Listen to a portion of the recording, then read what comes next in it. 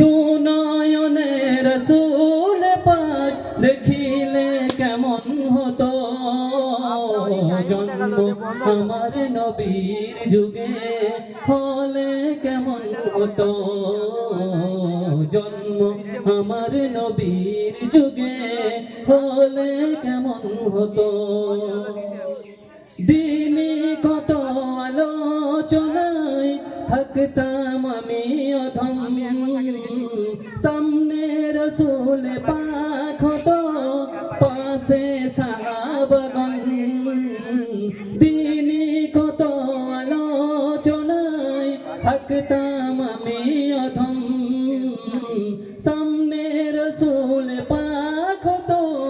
পাশে সাহাবাগণ আবু বকর ওমর ওসমান আলী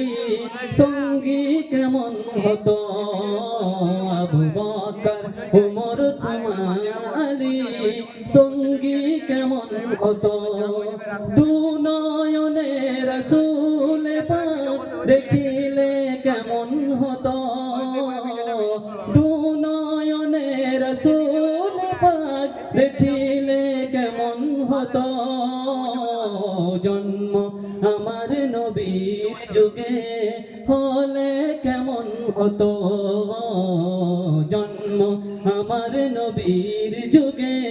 হলে কেমন হতো কেমন ছিল সে দৃশ্য মদিনায় দেখেছেন সব সাহাবী খেলছে শিশু হাসান হুসেন সাথে দয়ার নবী কেমন ছিল সে দৃশ্য মদিনায় দেখেছেন সব সাহাবী খেলছে শিশু হাসান হুসেন সাথে দয়ার নবী নবী পাক জবানে ডাকছে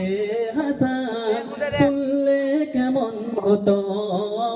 নবী পাক জবানে ডাকছে হুসেন শুনলে কেমন হতো দুনয়নে রাসূল পাক দেখিলে কেমন হতো দুনয়নে রাসূল পাক দেখিলে কেমন হতো জন্ম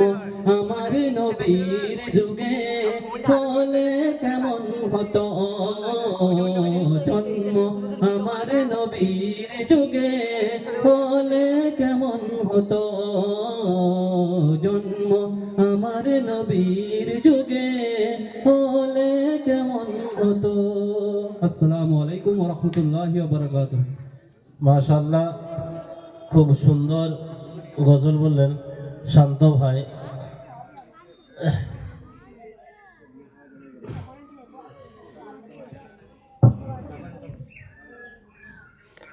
ঠিক আছে একটু পর আবার হবে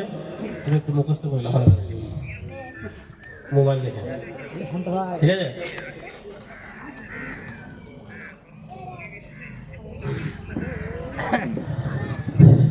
মাশাআল্লাহ এরপর আমাদের বাচ্চাদের গজল শুরু হবে তার আগে মিম তুমি বাদ গিয়েছো তুমি তাদের এসো মিম গজল খাদিজা খাতুন মারিয়াম খাতুন নার্গিস খাতুন নাসরিন খাতুন তোমরা স্টেজে চলে এসো খাদিজা মারিয়াম নার্গিস নাসরিন